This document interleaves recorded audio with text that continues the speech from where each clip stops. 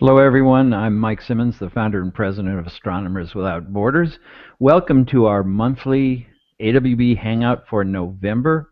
Once again, I think this is going to be a great program. We have some interesting guests, even a little bit of a drama, which I'll explain to you in a moment. First up, we're going to have Dan Durda. Dan is a very interesting character. Dan, he's an astronomer and also an artist. He's done quite a few other things as well that we'll get into. So he's taken a non-traditional path to somewhat of a non-traditional role as well.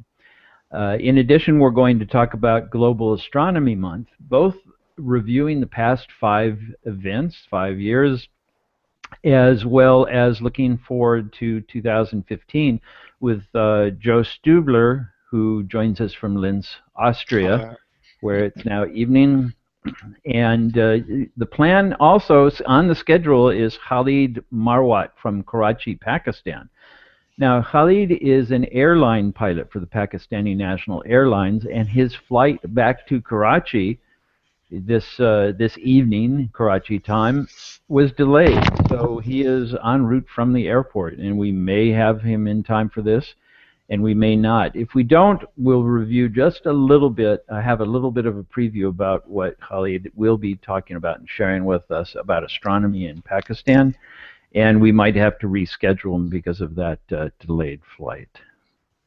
So I want to remind everybody, too, that if you have questions for any of the guests or me or anything at all, comments, use the Q&A app that you find on the Google Plus event page, and those will appear to us, and we hope to be able to get to all of your questions as well.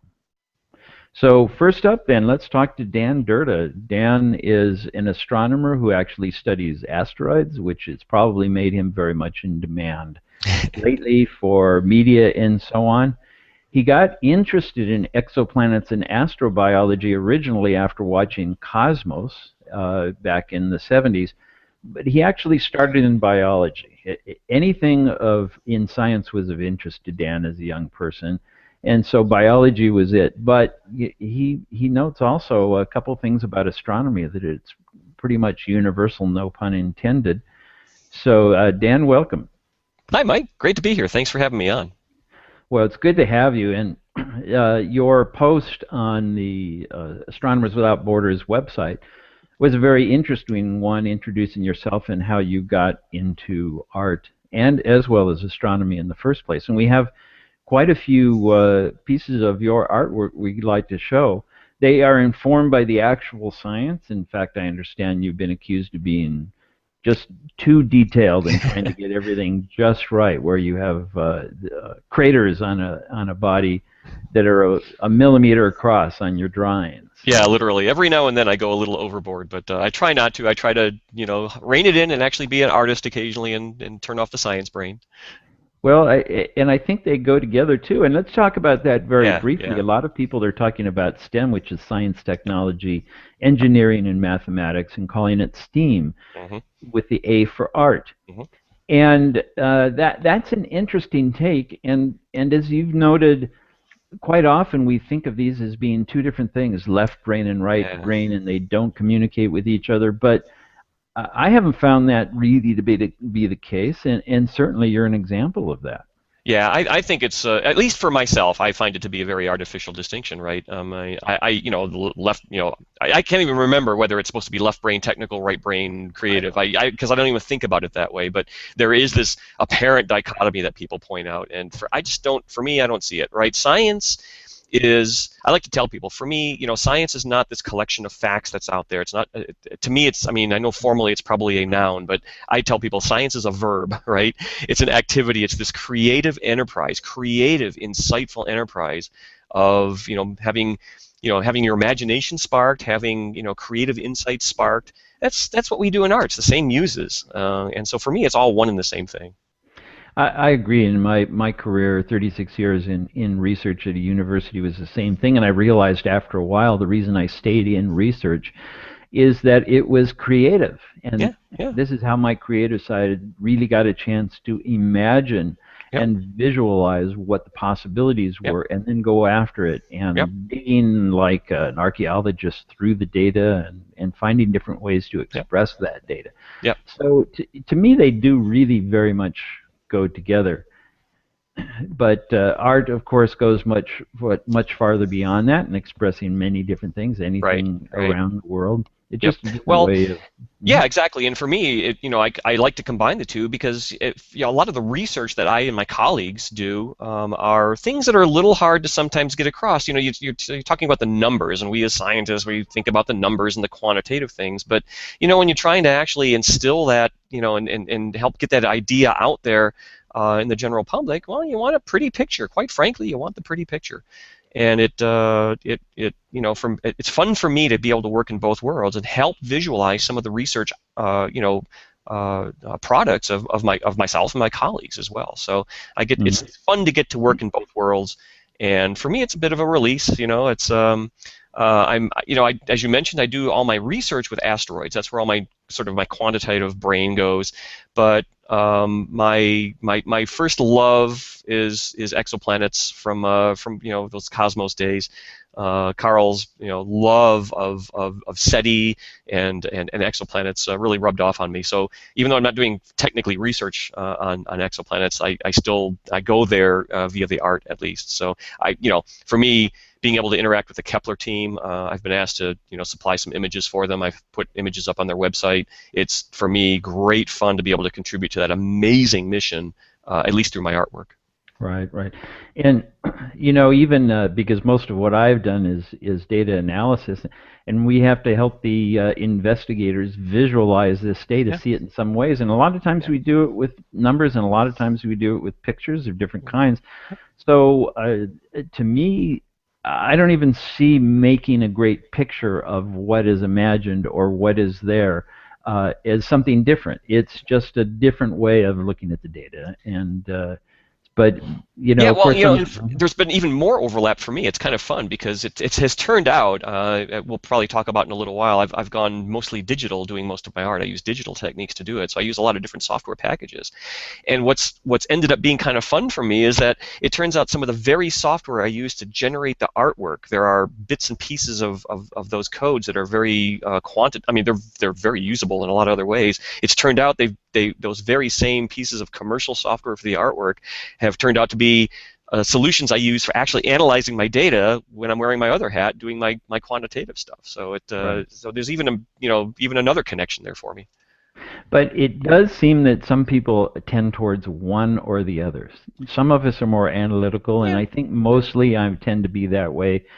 I don't create art, but I appreciate it the way it is. And as a writer, I don't paint things.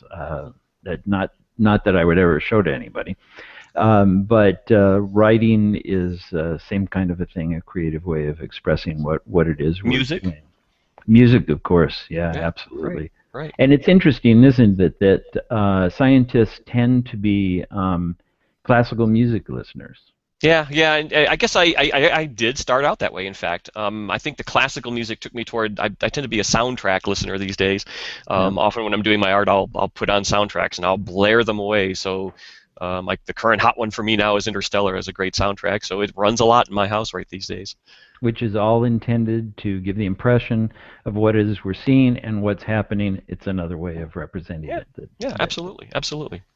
So let's take a look at some of your art. Now, first up, we have something that looks like it's very much in your field. Well, close anyway. It's planetary. Tell us a little bit about this one. Yeah, this is I've titled this the HD 99109B system. I tended to come up with a rather quantitative title for this one particular piece, but that's because in this particular case, I really was trying to depict a real planetary system out there that has been discovered.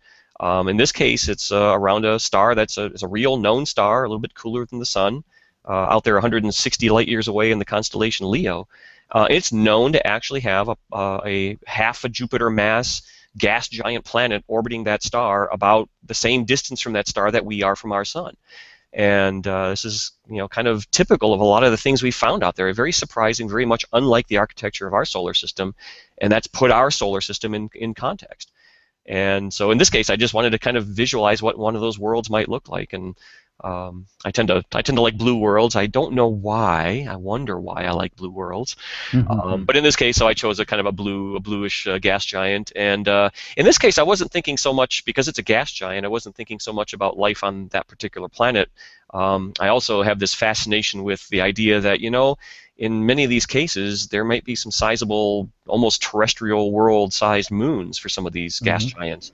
And in this particular case, I thought, well, what if this planet has a large moon, and while in there at 1 AU, 1 astronomical unit from that star, maybe it's the moon that is a place for life. And so I tried to make an ambiguous moon in this case. Is it an inviting atmosphere down there? What's below that thick atmosphere? I purposely didn't put anything there to tell you whether there was life there or not. I want you to imagine, is it lifeless, or is it well inhabited? So this is my take on a real system in this particular case. So the planet is represented in the way it very likely would be, because we know what gas giants look like here, with the belts and some festoons and so on, the blue color. Yeah, there's some license there, of course. I mean, perhaps the atmospheric physics is a little different at 1 AU when you bring a gas giant world like that in there. That's one of the things I would really like to know. I can't wait till we, maybe several decades from now, have the technology to be able to actually start imaging some of these worlds to learn a little bit more about this. But in this case, I made it Jovian-like. Yeah, and it's reasonable to think it might have some moons, although those haven't actually been detected. That's right. That's correct. Those are hypothetical. And I noticed something else here. You've got some stars in the background. Yeah. And there's what looks like a familiar constellation just to the left side. Is that an accident? It might be an accident. In this case, I was hoping to keep it rather random, but I will of course let you know my background secret is I kind of cheated here and used a real star field and patched a few things around here and there, and I'll have to tell you and admit maybe I missed a patch there. So maybe there is an actual constellation there. So. Well, it looked a little reminiscent of Ursa Major, but of course this 160 light years away, so the star field. That's right. It should be different. So there's an issue of where maybe I missed one of my little quantitative details and can't get them all right, I guess. Now we do have one question, and I remind everybody, if you have comments or questions for Dan or any of the other guests, put them into the Q&A app here, and we will ask them on air. So, and the one question from Look Up Tonight, who we know who that is, he's lurking in the background here, but I think is relevant that you have gone over to digital software. Is this one an example of something done digitally? This was 100% digitally done. There are no photo elements in this in any way, and there are no hand-painted elements. I started my art career well over a dozen years ago now, painting traditionally. Acrylics spread around on canvas and illustration board, and I really greatly enjoyed doing that, and in a lot of ways I still miss it. But back in 2009, there was this movie that came out with tall blue people in it, and that movie, the art of that movie, of Avatar we're talking about obviously, just completely blew me away. I was already inclined toward thinking about doing art digitally, but what Jim and that whole creative team did in photorealistically, I think, visualizing what an exoplanet and its life forms and environment might look like, just blew me away. So it's like, okay, I have got to finally go digital. And so literally I've been learning some of those very same pieces of commercial software that are used to generate the kind of effects you see in these movies. There's a lot of them out there, things like Lightwave and Modo and ZBrush. I use a lot of Photoshop. There are other codes out there for generating organic forms, like if you want to grow an alien forest, how do you do that? Well, you have to manufacture the alien trees, from scratch. You've got to build them up. You use maybe photo texture. You paint things in Photoshop. You sculpt out the 3D geometry of these plants, say, in something like XFrog or SpeedTree. These are two pieces of software that are good at doing those kinds of things. There's another piece of software there called View, which is great at, once you have these alien plants built, then populating them across a landscape into a believable ecosystem. View is very good at that. So there's a wide variety of these pieces of software, and many of them are the same things that are used when you're seeing some big blockbuster special effects movie. Yeah. Well, and we're going to show the next piece here very soon, but let me ask you quickly about the digital software. Doing it this way, it's non-traditional, and whenever that happens, people say, doesn't that take something away? Does it feel less Yeah, creative that yeah. you're not putting the brush Oh. to the canvas? Not at all. Not at all for me. It's another tool. It's another avenue for me to get my creative muses singing and get those juices flowing. So for me, I have to tell you, quite frankly, I guess this is where the science side of me comes in. There's a certain technicality to learning to drive the software, and Hmm. as much as using the software has been a lot of fun, I have to admit that just learning to use the software has been a lot of fun as well. There's a huge learning curve to come up. If you were to open up one of the viewport, the UI windows for one of these things, you'd just be blown away by the number of tabs and options. It's overwhelming at first, and when it's hard enough learning any one of these things. And I started out like with about 7 of them, and just got them all at once and started learning to drive them. It was pretty hard. But no, I view it. I mean, it's the same creative process. In fact, I use a something called it's a Cintiq tablet. It's a huge 24-inch HD tablet. It's literally, I'm drawing on the screen. So in a lot of ways, I'm still actually painting. I'm just doing it with a pen on an electronic surface. But I still get that tactile feedback, and so that part of the process is still there. Interesting. But I'll tell you, there are times I miss the traditional way of doing things, and when that comes up the most is when I'm hanging out with my other astronomical art colleagues, and we're doing our little workshops around the world, and we're maybe sitting on the rim of Meteor Crater, and I'm taking my reference photos with my digital camera, but they're literally there with their canvas and their paints and painting, plein air. And when I see that, I come back to feel kind of like, I kind of miss doing that, and I kind of want to go back to doing it. So, Yeah. it's ends of a spectrum of various ways of creating art. For me, the process and the medium isn't as important as the process. The joy I get out of just doing that creative thing. Well, that's the same thing in science too. Obviously, the scientists and engineers have been very creative with some of the recent space missions and how to Yeah. get the spacecraft to where they're supposed to go. And but in the end, there's always one goal, even though there are many ways to get there. Yeah. Yeah. So this Absolutely. next piece that you did is obviously an alien world to us, an exoplanet, but it has Earth-like elements in it as well. Yeah, there's some familiar stuff there. In fact, it should be somewhat familiar because that's a real beach. This is a case where I've done a technique very much like what people will do for the matte paintings that you will see in some of these new movies, where you literally are using photo elements into the artwork.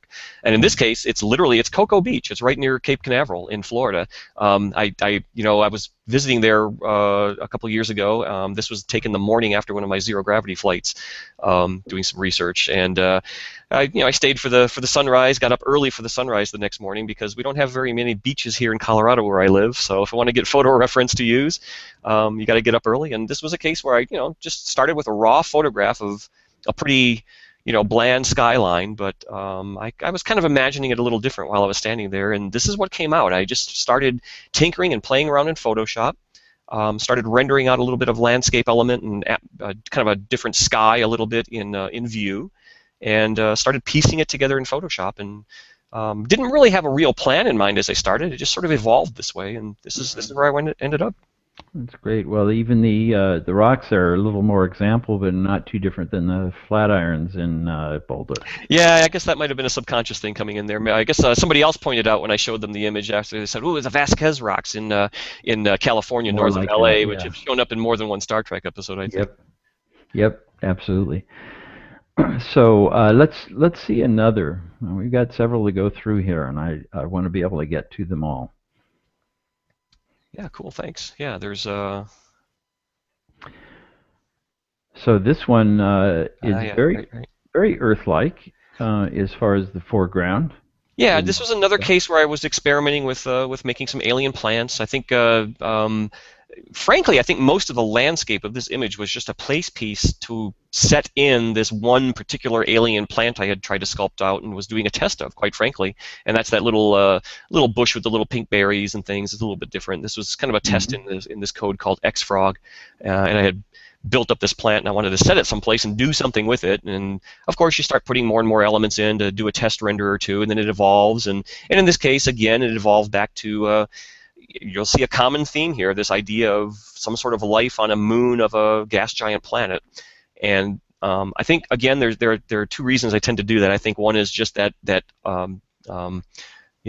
scientific wonder about, is there, how many of these habitable moons are there orbiting around these large gas giant planets that we're finding relatively close to their parent stars. It's again this kind of the surprise that came out of the whole revolution of exoplanet discovery. And so I'm kind of focused on this idea of the moons around these guys. But then, of course, from the art perspective, it's a natural, wonderful way to put something more interesting in the sky, and sort of give you that cue that you're on a very extraterrestrial sort of place when you have this big ringed planet in the sky, and not just a little moon or something. So there are two things usually going on there. One, my fascination scientifically, and then two, frankly, I just like the way they look, and I hope others do too. Absolutely, it's magnificent.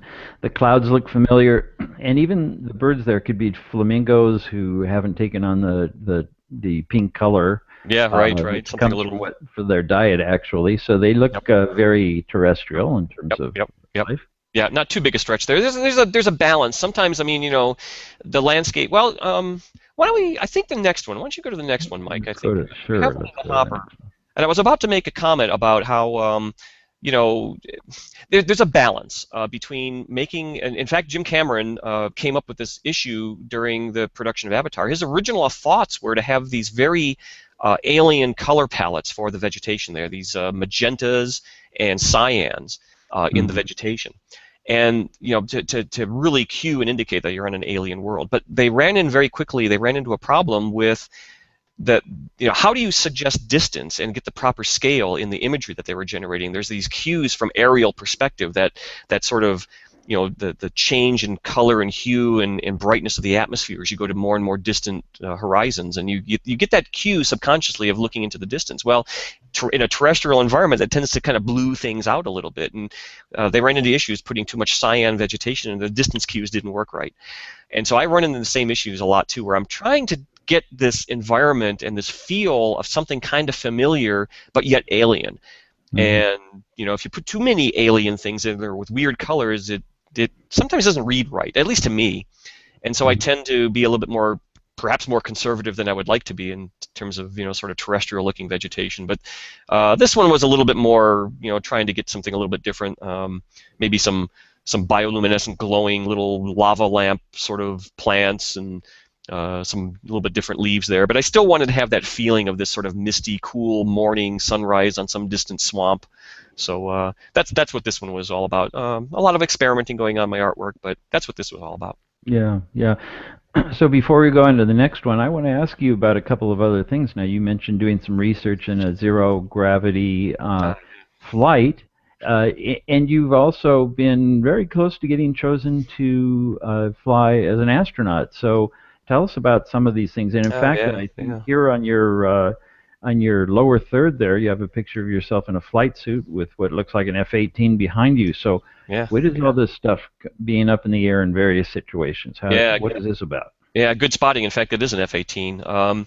So, gosh, I've amongst my many other fascinations, is always fascinated with aircraft and things like that. But during my undergraduate years, at the University of Michigan, there was a fellow there who used to give some very detailed lectures once a month on little updates on what the shuttle program was doing at the time. And that was sort of my first.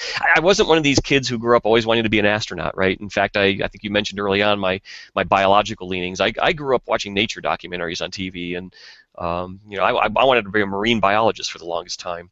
But as I got to undergrad and grad school, I started to kind of see a little bit more of astronaut life. I got to see a lot of space shuttle launches when I was a grad student at Florida. I got to meet a lot of the astronauts, and I started to realize that my love of aviation and the science side of things, and I got that bug in my ear about wanting to actually fly in space and do my work and do my research there. And after a lot of persistence and a lot of application, was lucky enough to actually be selected to interview for an astronaut position for the NASA class of 2004. was one of the final 99 folks out of several thousand people that applied that got called down to Houston to interview, do all the medical testing and selection, and you know, came. I like to I do my Don Adams thing. Missed it by that much, right? Yeah, right. I tell people I'm an astronaut, NOT. Hmm. Came very close. Actually, got to go through that whole process. So. That dream hasn't died, though, as I'm lucky in my position here at Southwest Research Institute to where I work to be one of the 3 payload specialists that have been selected from our institute to actually fly on this next generation of commercial reusable suborbital vehicles, like Virgin Galactic's vehicle, which we very unfortunately just saw the accident a few weeks ago. But there are other companies out there as well, X-Core Aerospace, Blue Origin, and amongst others, and we recognize that these same vehicles that are going to be, you know, really great for getting people expanding that human, you know, experience with space. Many more people are going to get to have this experience now. Those same vehicles and capabilities are going to be able to put me as a research scientist into that environment in situ to do my work. Right? Suborbital space is to me what a hydrothermal vent is to an oceanographer, and you know. Marine geologists go down to the bottom of the ocean in Alvin all the time. It's a very extreme environment, and potentially bad things can happen, but a lot of really good things can happen, which is putting the scientists in the loop directly there live, conducting their research and making decisions in real time. And so now we're going to get to go do that chance, at least in suborbital space flights here in the near term. And I'm really lucky to be in line for several flights. So can't wait. Oh, that's great. Yeah, and it's as far as going down deep, we think of that as not being very far, although it's just as far from the surface as suborbital. Well, suborbital flight will be higher, but the edge of no, space. you're going in the right direction. It's just as far from a technical difficulty and a risk perspective and all that. It's absolutely as far, and that's what matters. That's what I was going to get at, Yeah, which you're absolutely is right. that if you're in a pressurized chamber at a very deep level, and you have to be brought back up for some sort of emergency, you are at least as far away as the people at the moon. Absolutely. It's get back, yeah. So my point is, scientists go all the time to. I mean, there's been some discussion about, you know, gosh, should we be putting people in this position? It's like, well, you know, frankly, I want to be put in that position. I want to be able to go to the field and have that hands-on experience. There are certain things you can't automate, or you can automate them, but it's going to cost a lot more to do so. So let me go there and let me do it in real time and make that creative, insightful decision in real time, and hands-on manipulate. In my case, we've mentioned I'm interested in asteroids. That's my shtick scientifically. And if I want to have and build a better intuition about what the microgravity geology is like on the surfaces of these little bodies that we're getting ready to go and explore, you need to have that hands-on capability. And for me, these suborbital vehicles are going to offer that direct hands-on ability to work with these materials, regolith simulants from asteroids, in that microgravity environment. And so for me, it's a great platform for my research. And we'll bring up the next picture here in just a moment, but in the meantime, we do have one question about this, which I think is a very important one. I've heard some people criticize Virgin Galactic for not being a valid platform for real space flights. Sounds like you're debunking that myth, and I know the criticism has been, well, this is just tourism for rich people. No, not at all. I mean, well, my first point is, well, so what if it's tourism for rich people? Commercial airlines started as, you know, only people who could actually afford it were able to go and do it. Well, because of that, though, today that technology has been pushed forward. Today, everybody gets to go fly, and everybody gets to have that experience. And you know, I think it's important that those early adopters who can afford it are pressing that technology forward, so that down the line we're all going to get to go and have that experience. What's it going to be like when the artist down the street or grandma next door gets to go and fly in space, right? Everybody who's flown in space comes back and is transformed, right, and gets to see the world in a different perspective. And I think it's incredibly important for more people to have that experience, and that's what this new industry that's evolving is going to allow us to do. But back to the research part of it, no, absolutely. I think we've never had in spaceflight before this ability to do iterative science, right? I mean, yeah, as a researcher, I can go and get a NASA sounding rocket mission and go fly a absolutely wonderful research flight, but it's going to cost a fair amount. And the logistics of doing so are such that, on a very violent sounding rocket flight, I've got to manufacture that payload to very high tolerance to withstand, dozens of Gs on launch, which means you've got to you got to build it to much more rigorous standards. And if something goes wrong, you've now, if you don't get a result that you were wanting or expecting to see, the iterative loop on doing it again might be a whole year from now, if you can even get that refunded. With this other technology, which is designed to get more frequent and low-cost access, I can fly my experiment on Monday. And if I got something that was particularly interesting that I want to follow up on, or if it didn't work the way I was expecting it to work, literally with these vehicles, I can turn it around and fly it again on Wednesday, for relatively an order of magnitude less expense. So Right, I think the other criticism I often hear is, what can you do in 2 or 3 minutes of 0G? Well, what can you do in 23 seconds of 0G? There are hundreds of researchers who line up every year to go fly those 0G aircraft to do their research on. There are student participation teams that go on every year. Lots of research gets done in 23 seconds.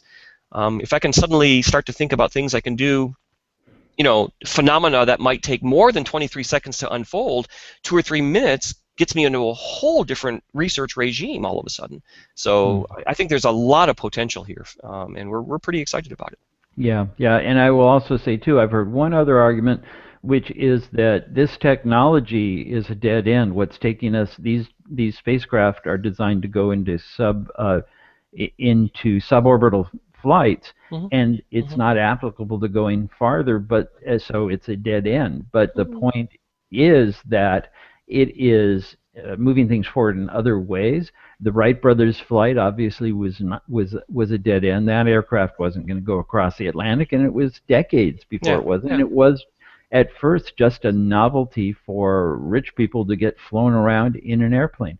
Thanks so for bringing that up, because I think, I agree. It's okay, so certainly there are things, if I can do it on a suborbital flight, I'd certainly like to do it on an orbital flight, but that doesn't mean that suborbital niche, that the orbital flight is always going to be more expensive, energetically and probably financially as well, for that same reason, as that suborbital flight. It's just it's another potential niche for doing your research, and if it's there, I think people will be able to utilize it. Right. So, yeah. So let's go ahead to the next picture we have here, so we can get through the different pieces that we have. Sure, yeah. I think that next piece is, of course, I got that biological focus early in my life, and so I tend to think very, very much about the life forms that might be on these worlds. And Carl Sagan's Cosmos back in 1980, when it premiered, was all about that, and that just fueled that passion for me even more. I mean, it threw the logs on the fire even more. So that's where I tend to go, and I tend to think of the biological side. But a lot of these worlds are going to be barren and desolate, literally. That's the title of this piece, is Desolate. And this is another one of these photo element pieces. There's a foreground little bit of stuff here from Goblin Valley, actually, in Utah. But I ripped out all of the background Goblin Valley stuff and rendered in a little bit more of an alien sort of atmosphere. I wanted something a little less blue and cloudy and familiar looking. I wanted something that almost made you kind of wince when you looked at it, and maybe make you cough a little bit. So I don't know what this atmosphere is, but it doesn't look like I'd want to breathe it. So yeah, well, it is reminiscent to me of a windy day on Mars, where the atmosphere is very reddish, even though the atmosphere is very, very thin. Although the clouds, not really the way they appear there. So it's an interesting combination of things. Yeah, this was purposely to be, it's like, yep, they're not all going to be great places. Not some place you want to live. Definitely, it'd be very hard to find a place you would want to live. Or could. There are plenty of places on Earth that you wouldn't want to live. So there you are. And let's see what you have next here. Yeah. So, well, speaking of places you might not want to live, or maybe would want to live, I don't know. It's going to be a challenge to live there for sure. This is another piece where it's very much photo element. In fact, most of this landscape is Death Valley in California. There's a wonderful spot there in Death Valley called we've dubbed it Mars Hill. In fact, it was our group of space artists, the International Association of Astronomical Artists, who named this place Mars Hill, just because shortly after the Viking landings in 1976, we kind of got a sense of what at least certain parts of Mars look like. And that's been borne out quite a bit with some of the places we've chosen to land with the MER landers and Opportunity. But this place in Death Valley looks very Mars-like. And so one of our workshops there in 2005, I took a lot of reference photos there on Mars Hill, and was staring at one particular one of them for a lot of time. It was this one, in fact. At that time, that was pre-digital for me, and so I had this reference photo sitting there. I didn't really know what to do with it. There were a lot of weeds and grass and bush fragments and things like that in this photo, and it was like, yeah, my digital skills weren't just quite there yet. I knew I wanted to do something with it, but couldn't. And by a couple years ago or so, I had gone far enough where it's like, oh, yeah, you know what? Looking at this again, this is easy. I can take all those bushes and weeds out of there and change the color palette a little bit and make it look a lot more Mars-like. And so that's what happened. It's turned into Mars. I built a little lander spacecraft in my 3D modeling tools and stuck that out there in the distance, and worked up some astronauts and put some digital elements into the astronauts there, which obviously they weren't with us there in our workshop, and put this all together, and just wanted to kind of get this sense of like this sense of discovery, of walking over the next hill. And obviously these astronauts have climbed up this hill from their landing spot out there in the plains, and this is kind of the view from the other side there. I hope it invokes that sense of them kind of wondering what's over the side of that hill. And here they are coming over, and this is where I want to be. This is where I live, man. Okay, so my very literal scientific brain says, well, they climbed over the hill, and what they found was a photographer taking pictures. But I have to shut that one aside. Yeah, you got to shut that one. You got to view them from somehow or another, right? So I know Death Valley pretty well, and if the background there where the lander is part of the actual photograph, then it's Nick Badwater. It is. Actually, this is a little. It's kind of. Yeah, it is actually. It is near Badwater. The one thing that might throw you though is I've mirror imaged the image from what the original photograph was. Ah, okay. So that could throw you, but you're actually spot on. Yeah. Okay. And let's go on to the next one. We do have another. A little more technical piece here, taking us a little farther afield. Part of the reason that I was so inspired to go digital was to do the things that I, quite admittedly, just hadn't been able to develop the skills yet painting traditionally to be able to do, the hardware sort of things. And this is the kind of stuff I had always been wanting to do and just couldn't. So this is what digital allowed me to do. This is a starship that I modeled out in Modo, literally piece by piece, polygon by polygon, building it up, texturing it, putting all the photo textures to it. I actually came up with I actually invented a fake company just to put a commercial logo on the side of this thing. If you ever get to see this image on my website in higher resolution, the logo there is EXIS, which is Exploration Systems Incorporated. And if you look at the logo, it's a little blue circle, a little gray circle, a little sort of orangey red circle, and I'll let you imagine what that might be all about. So I even made up a fake company logo just to put it on the thing here. But cool. So all those exoplanets I keep envisioning, someday we're going to actually want to set sail and head out there ourselves, and maybe this is the kind of thing we might head out there with. Yeah, certainly a lot of different versions of starships like this over the years. Yeah. Well, and what's a starship look like? I have no clue, but maybe it'll have a centrifugal section to it, and there's a little bit of the sort of Star Trek gizmos here, but what the heck? You do the best you can. I tried to keep it somewhat grounded, but what can you do? Well, before we go to the next one now, there's one other question. If you have any before and after photos of your art, and I'm not sure if it's before or after what. Maybe the. Good. Well, actually, there are in a lot of ways. Like for instance, this Mars one. I think maybe that question was spawned by the by my discussion about ripping out stuff. In fact, there are. If you go to my website at 3dimpact.com, I have a couple of different galleries there. If you click on a galleries tab, there's a digital gallery, a traditional gallery, which was scans of some of my earlier paintings that I did. It's still a bit of a work in progress, but I also have what I call a mouse over or a rollover gallery there, and that's a place where you can go and actually roll the cursor of your mouse over the image, and it'll blink back and forth between sort of the base reference photo and then the final piece of artwork.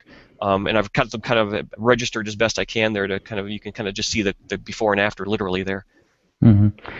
Okay, well let's take a look. I think we have one more piece here. I think there might be two more. In fact, so the first thing that comes up should be an animation of that very same starship that was in that last still image that we looked at, that beautiful blue departing Earth.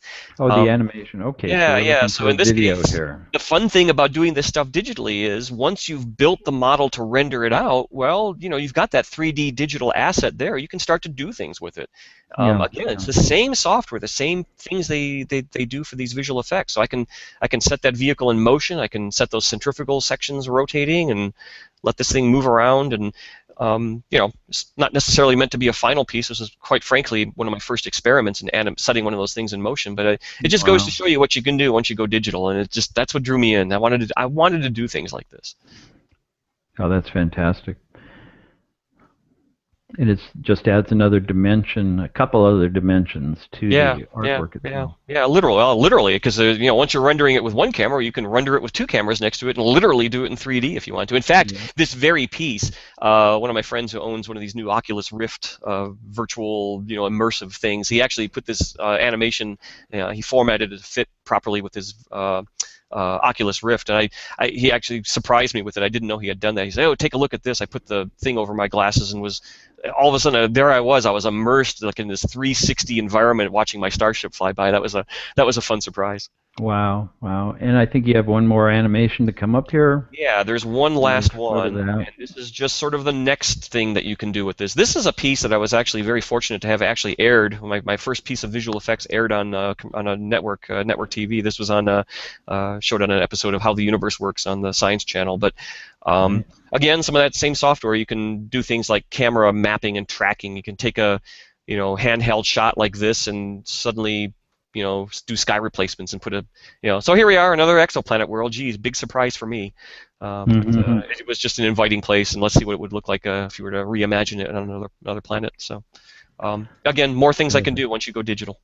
Right, right. Once you go digital, you'll never go back, although you would No, yeah, maybe get out there and once yeah, in a I while. still feel it when I'm painting with or not painting, when I'm out there with my fellow artists and they're painting. I feel that draw. It's like, maybe I want to get a brush back in my hand again. So hopefully I'll do that again someday. Of course, of course.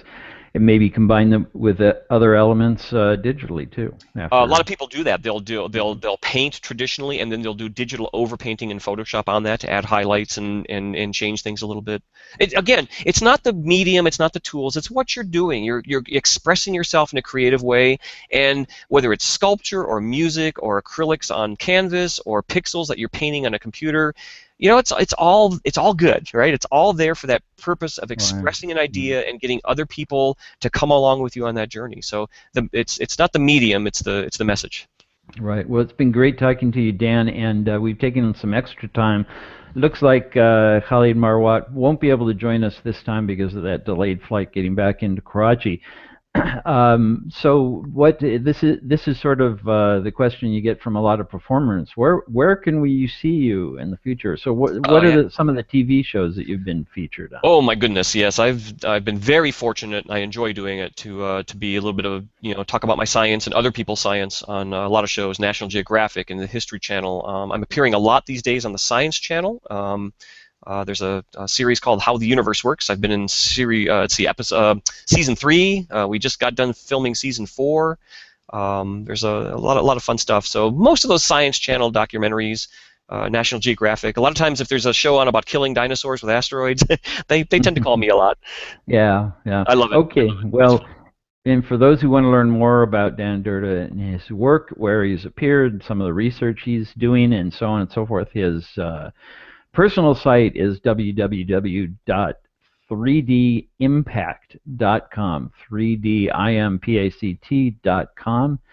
And he also has his professional page on the Southwest Research Institute website, which has probably got a link on there from your personal site.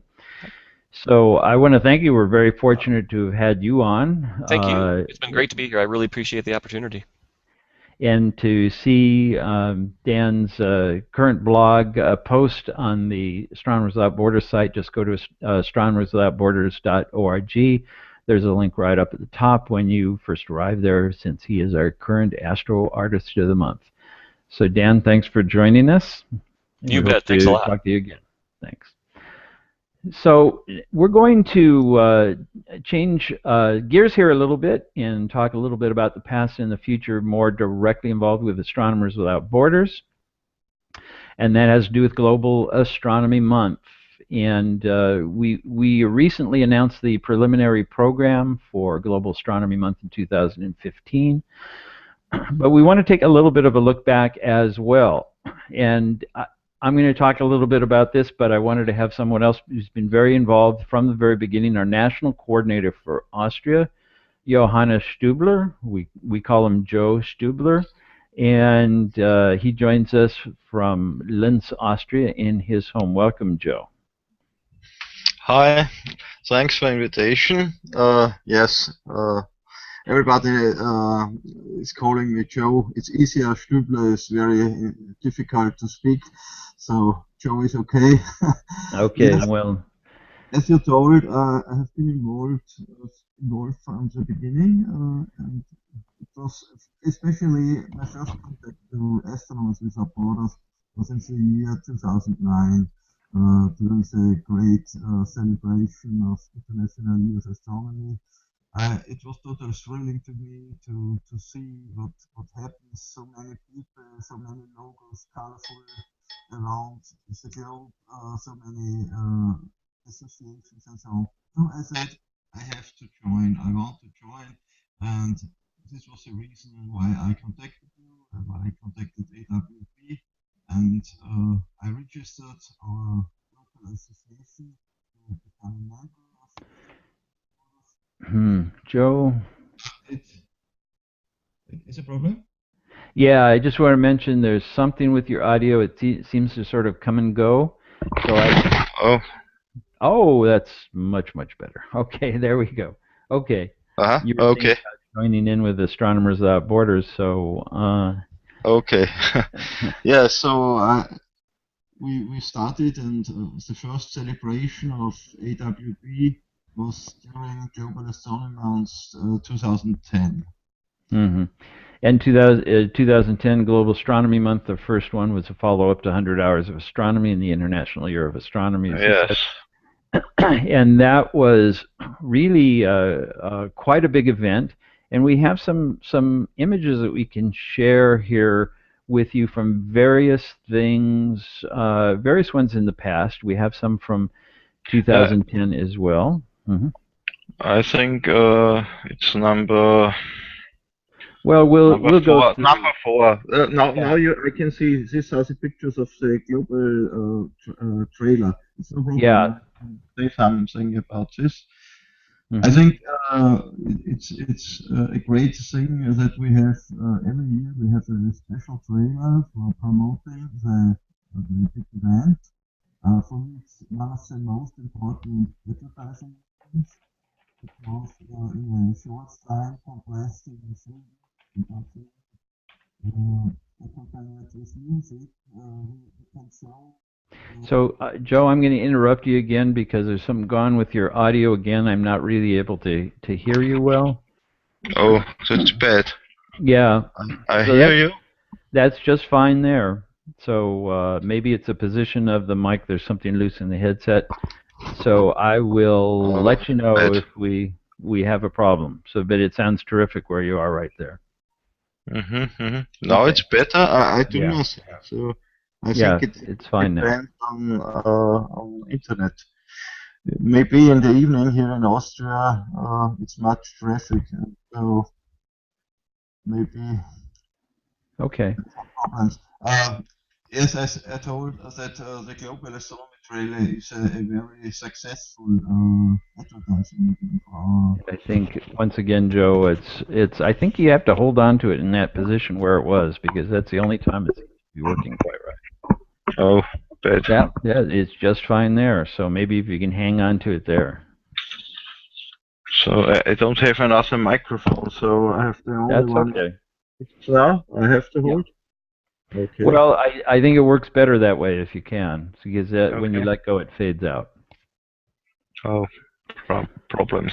The trailer has been very successful. You've been a part of that. Valentin Grigor in Romania is the one who puts it all together, and we have a video editor in the entertainment business here in Southern California volunteers to put everything together once Valentin has laid it out, and all of the images come from members of Astronomers Without Borders in participation in Global Astronomy Month.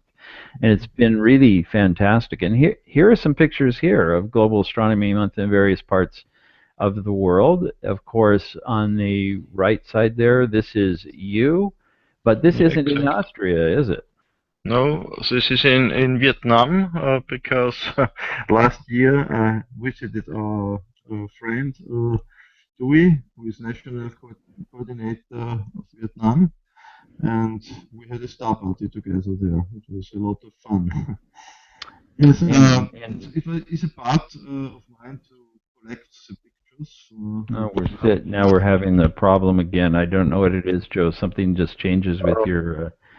Yeah, that was fine right there. So that's okay there. So I'll just mention it once in a while when it needs to be touched. It seems to fix it. So I recognize a country I go to quite a bit in the lower right. I believe it could be another, but it looks like Iran. Yes, Iran. And on the lower left, tell us about this one, because that one I don't know. Oh, it's a problem. I'm not sure. It was just a screenshot from our trailer, so I'm not sure. I'm not sure. It's only to show that around the globe people are celebrating astronomy and showing the stars and showing and having fun together. Yeah, and this looks like it could be Pakistan or maybe Afghanistan, because we do have participation in both. Yes. Now it's working? Yeah, well, most of the time. I'll let you know when there's a problem, and I think just fussing with a little bit works. But let's go on to the next and see what we have. Well, one of the things that we always do, and yet this is from the very first Astronomers with very first Global Astronomy Month, I should say. Exactly. I'm very proud that our local association could join to the first Global Astronomy Month. It was really a great problem. Good, yeah. I'm very proud that we could join, and we got one of the first certificates for our local association. And this is something that we do every year, of course, participation certificates for any club or individuals who register events on our website, events taking place around the world. And next up. It was here in Austria. We always have very bad weather during April, and when we had our opening party at our local observatory, it was raining. Oh, we're losing your voice again, I'm afraid. Oh, bad. Can you do anything? I tried. Oh, we're having a real problem there. I think it's up in the headset itself. So let me just mention that this was the opening event for Austria, April 1st, first day of Global Astronomy Month ever. And we hear you just fine there now. But this is one of my favorites here, because I was just amazed that from the other side of the world, with this new event, here we had this specially brewed, well, actually specially labeled, I guess. Specially labeled. Yeah. So I said, well, that's the opening event I want to attend. Haven't made it over there yet, but one of these days, perhaps. And there are specific programs in each Global Astronomy Month, and this has been a really successful one in the next image. Yes. The Sunday, yes.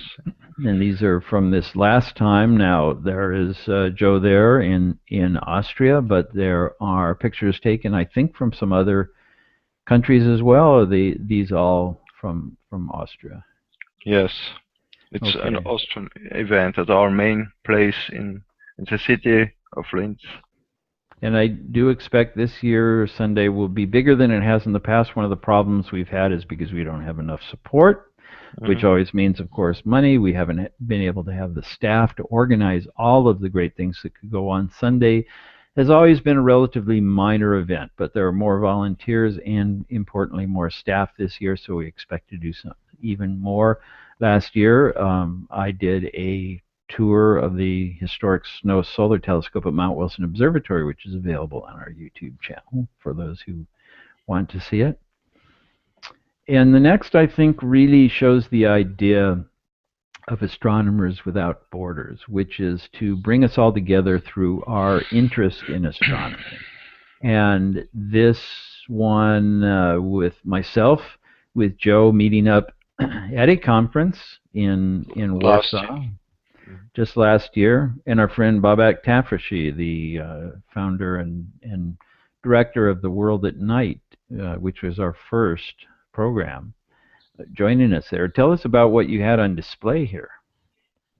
Yeah, I like to tell about the idea of AWB, One People, One Sky. I like to cross borders physically. A little bit more with your sound.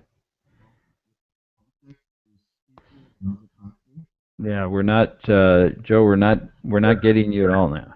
No, I don't know. Know. There we go. That is better. Yeah. I turn off. Okay. So it's better. Yeah, that sounds good now. Better now? That's right. Yes, I try to cross borders, and not only by internet. So I want to travel to other people, other countries, to get in contact, to live the idea, like our mission to cross borders. Okay, and as your sound fades out here, Joe, there, it's good again. It's very odd, but no, it must be a problem with the bandwidth, I think. I don't think so, because it's only with the sound, and that's the last thing to go. So the video goes first. So, but as you're talking about crossing borders, of course, the next picture really shows that, number 8 here, what you have done in terms of going to other places. Which my first trip. My first trip was 2010. I went to the Middle East with my car. It was the first AWB car. I put a big logo on my car, and I went to Turkey, India, and it needs a tweak again there, Joe. We're not quite getting. Bad. There you go. I think I have to. It's bad. It's better you can explain it. Well, yeah. Let me talk about it a little bit. From Orient to Occident, one people, one sky, and you were really the first AWB sort of ambassador to other countries, actually traveling directly there, Austria to Turkey, Syria, and Jordan, and meeting people along the way. And you have some great pictures from those as well. And then in 2011. You did something similar, in this case, Hungary, Romania. Very impressive. You put the AWB logo on your car and a few other things. So that was really a fantastic demonstration of what this is all about, because you met people that you otherwise might never have met because of their interest in astronomy, doing the same things that we're doing. And I think the next slide also shows the car. Yeah, there's the car with the we've changed logos, but it's still just as valid. It represents us, and we're not going to ask you to change the logo on your car. I'm using the new one. You see here. There you are on your shirt. And I will mention to anybody that's interested, we do have the shirts available, but not that shirt. That is a homemade special shirt. And so we do have AWB shirts available, though, in our online store. So here we have you with Dewey, our national coordinator in Vietnam, in the upper left. And it's in Turkey. Turkey. Upper left. Turkey, at the University of Kayseri. It was at the University of Kayseri. Students, I gave a lecture. Great. So So this is just great. Now, let's talk a little bit about Global Astronomy Month 2015. We're talking about it earlier than we have in the past for the simple reason we have more support to be able to keep somebody on, to be able to organize this. Christy McMonigal, who coordinated Global Astronomy Month 2014, has stayed on to work on other projects and is now working on Global Astronomy Month 2015. So we have a preliminary schedule out, the main events. We have a call out for partner programs, those organizations that have programs that they would like to bring to a worldwide audience, to expand, or that have ideas for something where we can bring our resources together from the two sides to make something that we could never do otherwise. That's what Astronomers Without Borders does most of the time. In Global Astronomy Month, being the biggest annual celebration of astronomy, is the place to do it. So there are quite a few other very exciting things planned, much more ambitious than what has happened before. We will get the word out far wider than we have been able to before, and we hope to be able to reach the kind of participation eventually that we had in the International Year of Astronomy. Now, the 100 Hours of Astronomy cornerstone that Global Astronomy Month is based on was just a 4-day event, but it reached millions of people. Some of it was online events, and we do some similar things here, but different because we have a whole month to do it. We had a global star party, which we continue in Global Astronomy Month, where we had tens of thousands of amateur astronomers around the world in 100 countries or more take to the streets and show people the sky for the first time through a telescope. Hundreds of thousands of people, we think possibly as many as 1 million people, though it's hard to estimate, in one night, 24 hours around the world. So we do all of this and much, much more with AstroArtist now and many other things. And Joe, you've worked with Valentine on getting the trailer to announce this and show all the possibilities together, and that's in the works, and we hope to have that before the end of the year, as I recall. Yes, hopefully, yes. Yeah. But we are in a good way. We are in a good way. We have all pictures and Yeah, yeah. So it seems to be going well, and the organization is well underway. The one thing that always keeps us from having the best possibility, taking advantage of all the opportunities, of course, is funding. And for those who wish to support the efforts of Global Astronomy Month and Astronomers Without Borders in particular, there are a few ways. There are memberships. Online membership is always free for anybody that wants it, but there are paid memberships. Donations, anonymous or otherwise, are always welcome. Donations of in-kind, such as telescopes that are in good working condition, that we then sell to raise money for our efforts. And sponsorships, individuals and companies, for Global Astronomy Month itself. So we have a lot more coming up, and we hope that we will be able to bring many more things to you this time around. And let's see. Okie doke. Now, next month we will be bringing Khalid Marwat from Pakistan, if he is not piloting a plane that has weather problems or something that delays him. And that will be very interesting. We apologize we won't be able to bring him this time, but that is what happens with live programs. Sometimes things don't quite work out. So we'll look to have him in the next monthly hangout, or something else that we do with people from around the world in a special one. So we will have Khalid, because it's a fascinating story of the observatory that was built in Karachi, the support they have, the new astronomy club that was formed in Peshawar in the Northern Territories, very near the border with Afghanistan, that I got to play a part in by Skyping in live to answer questions there, and plans for other astronomy clubs around the country throughout Pakistan. And a question I just had last night on a program where I was a guest was about, gee, can you really do astronomy and education in Pakistan? It's very, very, very different than people think from seeing the news.